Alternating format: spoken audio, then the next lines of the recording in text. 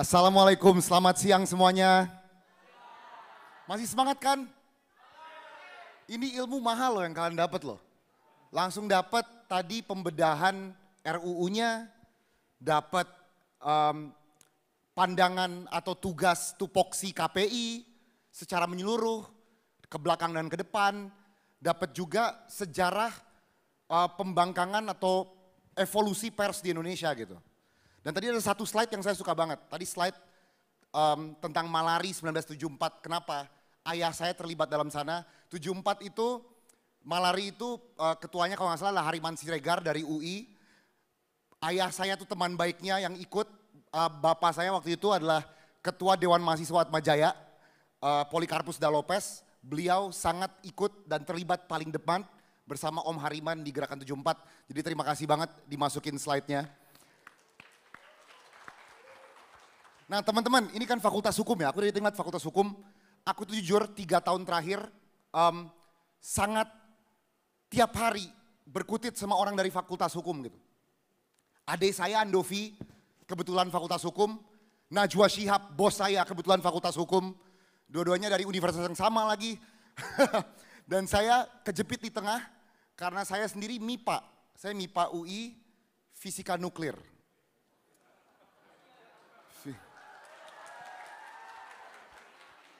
Jadi saya tuh biasanya ngatur yang pasti-pasti aja. Kalau hukum kan kadang-kadang kita bisa bikin koruptor bersih. Itulah hukum ya, itu hukum. Itu hukum. Kalian jangan sampai ke sana, tapi bisa gitu kan. Kalau sains tuh pasti. Sains tuh yang nggak bisa, yang bisa.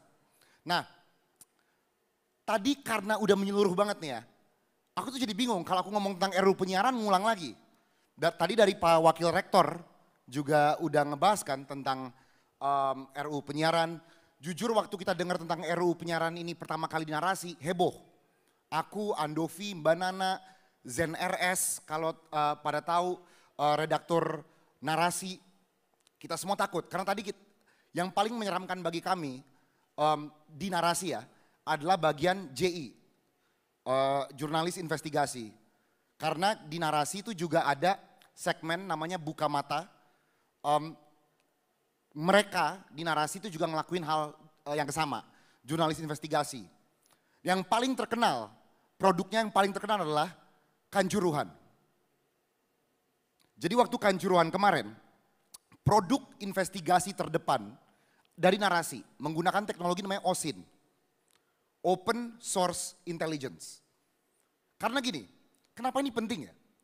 Kalau kita hanya mendapatkan berita Kanjuruhan dari pihak-pihak berwenang yang ada di saat itu, kemungkinannya ceritanya itu bisa termanufaktur. Bisa dibuat-buat. Karena mungkin beberapa instansi nggak mau terlihat salah.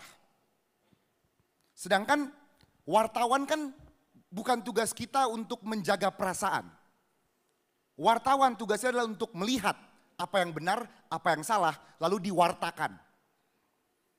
Nah, OSIN adalah sebuah metode termaju.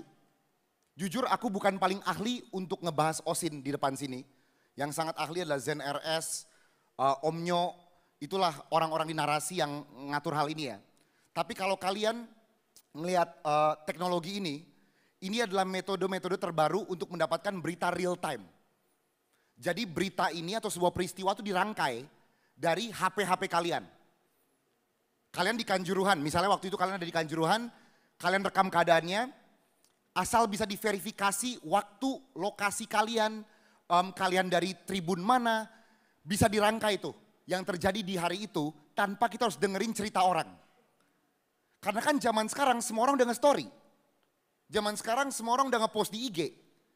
Jadi kalau bisa dikumpulkan tuh semua story IG dari titik itu, time code-nya dapat ya, jadi kita nggak cerita lompat-lompat. Seolah-olah ini terjadi jam 3 siang padahal story-nya malam. Enggak, harus story real time. Harus dapetin time code-nya, bisa terangkai dengan sangat akurat apa yang terjadi dalam stadion itu. Nah, OSIN juga teknologi yang dipakai waktu kasus Sambo. Kasus Sambo kemarin, CCTV Sambo dan mobilnya itu dibongkar oleh teknologi OSIN. Nggak benar. Gimana bisa terlihat? Dari shadow, jadi kelihatan tuh kalau mobil ini di sini jam segini, kemungkinan besar shadow mobil ini bukan di situ.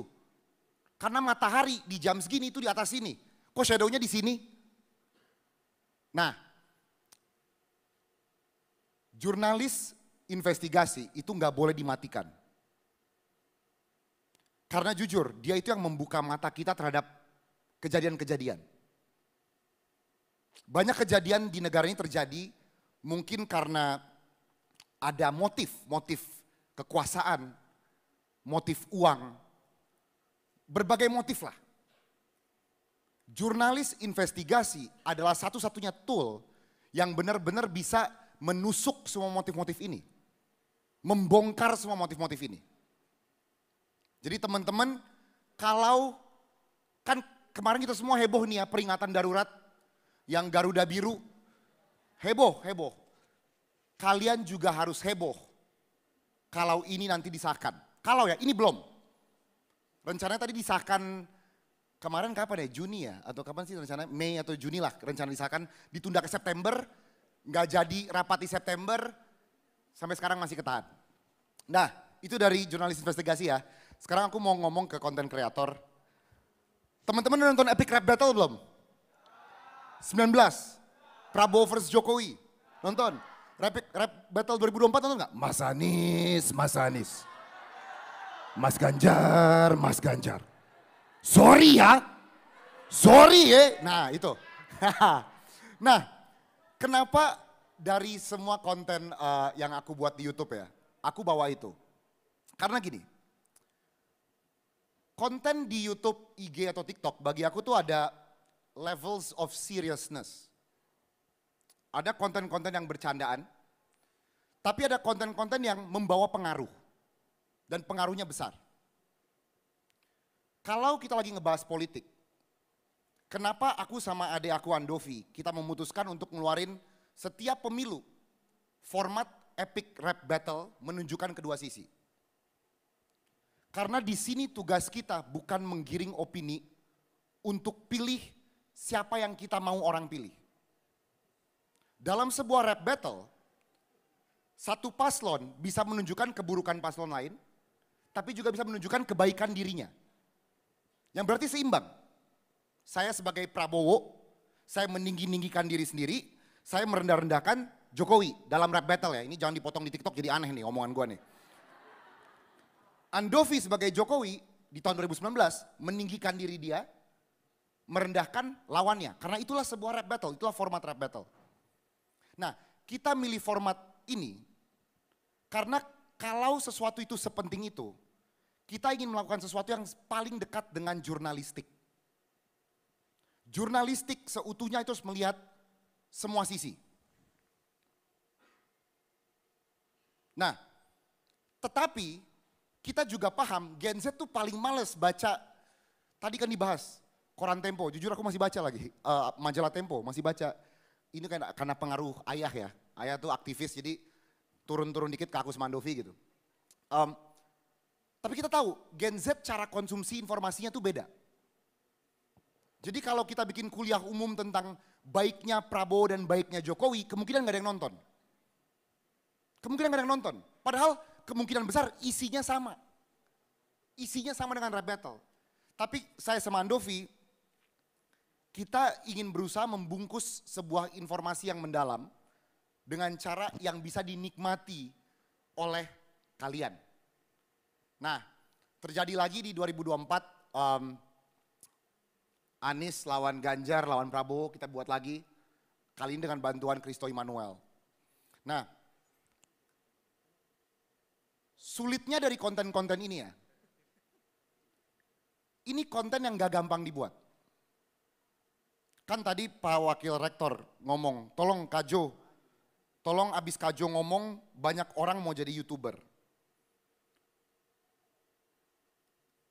Aku tuh paling gak suka orang mau jadi konten kreator tanpa tahu tujuannya. Apalagi cuma saya mau menghasilkan uang dengan cepat. Justru itu gue yang paling, pakai gue lagi, saya udah personal soalnya. Saya tuh gak suka. Karena Bukan berarti kalian dilarang berbisnis ya, tapi mungkin aku terlalu mengagung-agungkan pembuatan konten. Muatannya itu harus benar, tujuannya itu harus benar dan tajam. Bukan asal caper mencari views. Karena gini, kalau kita mau caper mencari views, semua cara akan kita halalkan. Karena sangat mudah untuk caper dan cari views. Hal termudah yang kalian semua bisa lakukan adalah caper dan cari views. Tapi kalau kalian mau coba satu step lebih dalam, caper tapi ada muatan, kalian didorong untuk berpikir. Gimana ya cara gue caper, cara orang nonton gue, tapi ada isinya. Nah, di tahun-tahun aku sama Andovi nge-YouTube, di awal-awal kita nge-YouTube, 2012, 13, 14, 15, itu caper-caper bermuatan. Kreativitas, kalian kalau lihat era YouTube kalian SD, kalau nggak salah, ini berarti kalian SD kan, 2012 ya. Isi YouTube itu lumayan kreatif. Kalian setuju atau enggak? Nggak tahu, terserah, itu opini gue ya. Setuju? YouTube kesini berbeda space-nya. Lebih banyak vlog-vlog pribadi, vlog-vlog tentang anak saya, vlog-vlog makan restoran. Kenapa? Mau dibilang salah atau enggak, itu adalah perspektif. Tapi karena itu adalah hal yang lebih mudah untuk dibuat. Lebih mudah untuk dibuat. Siapapun sekarang bisa ngambil kamera kalian, rekam aktivitas kalian seharian. Bukan hal yang sulit. Tinggal PR aja nanti di editing. Tetapi ketika kalian nanti disuruh buat sebuah konsep, itu kan sebuah step yang lebih jauh, step yang lebih sulit untuk dilakukan. Harus ada konsep, harus ada kreativitas, harus ada skrip. Nah, aku tuh justru mencari, kalau berdasarkan permintaan Pak Warek ya, aku tuh nyari yang kedua. Karena semua orang bisa jadi konten kreator, nggak penting sekarang, jujur. Udah terlalu banyak. Aku nyari orang kreatif. Kalau kalian merasa kalian kreatif, bisa membungkus sesuatu yang menarik, memberikan tambahan ke masyarakat kita, informasi yang menarik dari sudut pandang yang berbeda, memberikan warna, bukan cuma menjadi echo chamber. Itu aku benar-benar rindu banget konten-konten kreator seperti itu. Jadi itu ya, teman-teman, apalagi kalau kalian mau negara ini berubah. Tadi sempat disebut, hal yang paling laku adalah hal yang gak bermutu. Jangan tambah konten yang gak bermutu di negara ini. Kalian selalu mau, oh gue mau hidup di Indonesia yang lebih baik. Tapi kalau kalian berpartisipasi membuatnya lebih buruk, gak guna omongan kalian untuk mau Indonesia ini lebih baik. Nah sekarang kenapa Indonesia lebih buruk kalau entertainmentnya buruk? Jujur, sudah ada studinya.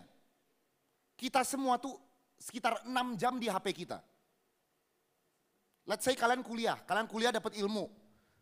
Tapi pas pulang 6 jam ngeliat HP yang gak bermutu. Kan isi otak kita itu apa yang kita lihat. Berdasarkan obrolan-obrolan kita, pertemanan kita. Itu yang membentuk otak kita. Kalau 6 jam sehari kalian lihat sampah, kemungkinan besar otak kalian akan menjadi sampah. Ini fakta. 6 jam sehari kalian ngeliat MU, kalian bakal fanatik MU walaupun kalah terus. Gak tahu lagi menang ya? Lagi menang gak sih? Kemarin seri. Selamat MU, selamat.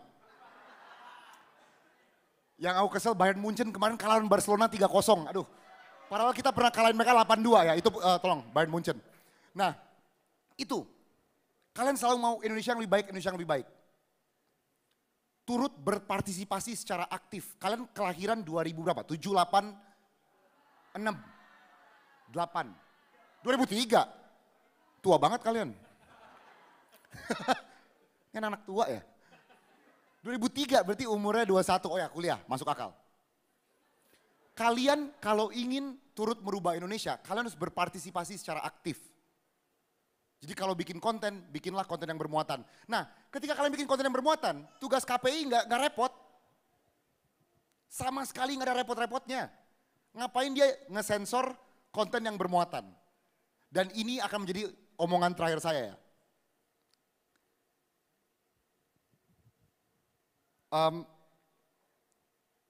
Saya pernah bikin konten namanya DPR Musikal. Nggak tahu ada yang pernah nonton di sini atau enggak. Polarisasi musikal tuh live ya. Terima kasih, ada satu orang, itu di Jakarta ya. Mohon maaf Medan nggak bisa nonton karena itu live di Geraha Bakti Budaya Tim. Jadi cuma orang-orang Jakarta yang bisa ya. Tapi ada satu musikal yang kita buat di YouTube. Namanya DPR Musikal. Sederhana, tentang orang dengan visi misi yang baik untuk Indonesia masuk DPR menghadapi tantangan-tantangannya. Video ini sempet nggak bisa dicari di YouTube selama 2 hari. Hal serupa mungkin kalian ingat terjadi kepada Dirty Vote. Dirty Vote adalah sebuah produk video yang tiba-tiba kalau kalian ketik Dirty Vote di search YouTube nggak keluar. Jadi sebenarnya aku mau ngomongin tuh gini, mau ada peraturan penyiaran KPI ini atau enggak gitu. Hal-hal censorship sudah terjadi kok. Ini terjadi. DPR Musikal, fakta menarik tentang DPR Musikal. Itu adalah video keempat terakhir saya sama Andovi. Kita tuh ada 8 video terakhir, itu video keempat terakhir kita. Waktu kita upload, dia dapat 1 juta views dalam sehari. Dan kita udah tahu kalkulasi kita lah. Video yang dapat 1 juta dalam sehari itu kemungkinan bakal trending top 5. Jadi kita ngeliat dia naik nih dari, kalau masuk bikin video di YouTube, kalau kalian masih ingat ya sekarang TikTok banget soalnya. 40, naik ke 20, 12, 11, 10, 9, 8, 7, 6, 5. Tiba-tiba trendingnya hilang. Trendingnya hilang, gak bisa dicari. Kaget saya sama Andovi. Hah? Kok bisa? Ini gak pernah terjadi ke video-video kita sebelumnya. Yang ada, yang terjadi adalah biasanya kalau trending 40, 20, 11, kalau videonya gak laku, dia turun 17. Ya kan? 33 hilang. Ini lagi naik. Viewsnya lagi naik, likes-nya lagi naik, komennya lagi naik, dia lagi naik trending. Tiba-tiba tulisan di samping video kan ada number 5 on trending, hilang, videonya gak bisa dicari. Sampai sekarang saya sama Andovi belum mendapatkan jawaban yang definitif kenapa hal ini terjadi. Kita udah telepon semua pihak yang bisa mengotak-atik ini. Nggak ada yang ngasih jawaban ke kita. Tapi akhirnya kita paham kemarin ketika hal serupa terjadi ke Dirty Vote. Ketika kalian membuat sebuah karya yang laku dan karya laku ini bisa mengusik penguasa. Bisa membuka mata kalian tentang keadaan yang tidak benar dalam bangsa ini. Ada pihak-pihak yang akan merasa terganggu. Nah, teman-teman jangan takut membuat konten-konten seperti itu. Karena bahkan setelah itu terjadi di DPR Musikal pun, aku sama Andovi sampai hari ini masih sangat vokal tentang hal-hal ini. Mau konten kita di take down kek, mau apa kek, kalau kita ngerasa di hati kita ini benar, why not? Dan ini tuh bukan hal yang bisa dipukul rata ya. Karena emang tergantung kreatornya. Ini tanpa membeda-bedakan orang. Emang ada yang lebih jago masak, ada yang lebih gak jago masak. Sama dengan konten. Kita semua bisa ambil HP dan merekam, tapi emang ada yang jago bikin konten dan ada yang gak jago bikin konten. Itu adalah fakta, gak semua orang tiba-tiba bisa jadi konten kreator di TikTok atau IG atau YouTube atau apapun. Tetapi bagi yang bisa, please kalau ingin bangsa ini maju, jangan takut-takut bikin produk seperti ini.